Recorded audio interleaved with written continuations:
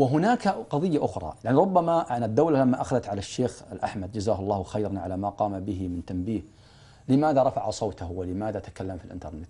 طيب القنوات ليست متاحة، يعني مهما قيل مع تقديري واحترامي للمسؤولين القنوات ليست متاحة.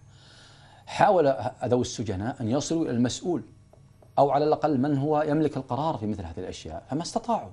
يعني أنا مثلا على سبيل المثال لو كنت سعوديا ربما سأحكم بالمؤبد وفقا لهذه التهم البسيطة ويزج بأهلها في السجن. على كل حال يعني كل شيء وارد بالمناسبة، لكن مشكلة وزارة الداخلية عندنا إنها لو بينت للناس أسباب سجن كل مسجون لربما عذرها بعض الناس فيما قامت به.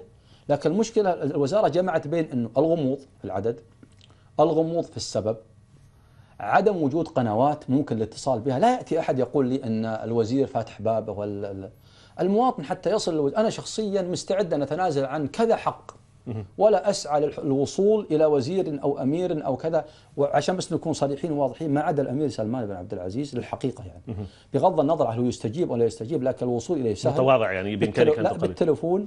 بالتلفون لو اتصلت على أو اتصل على أي مواطن يرد عليه، والزيارة الوصول إليه سهل.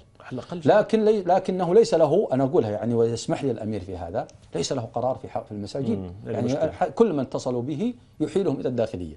فإذا لا هناك قنوات واضحة وسهلة، ولا أيضا حتى أنا شخصيا لربما تلومني مثلا الدولة لماذا أتحدث في وسائل الإعلام، أقول لهم بكل وضوح أنا لا أستطيع أن أصل إليكم بسهولة، رقم واحد. رقم اثنين، إن وصلنا وتكلمنا وسبق أني وصلت وتكلمت أنا والشيخ سفر الحوالي لم يستجب في أي شيء من ذلك، اللهم إلا بالمساعدات المالية لذوي السجناء ما قصروا فيها.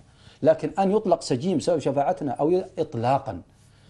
النقطة الثالثة أني محاصرة المجتمع لنا، يظنون أننا قادرون على شيء. نعم. هذا بالنسبة لنا، احنا جزء أستاذ صالح لا يتجزأ مجتمعنا بالتأكيد. لا يمكن أن يأتيني حاكم مهما كانت قوته أو قدرته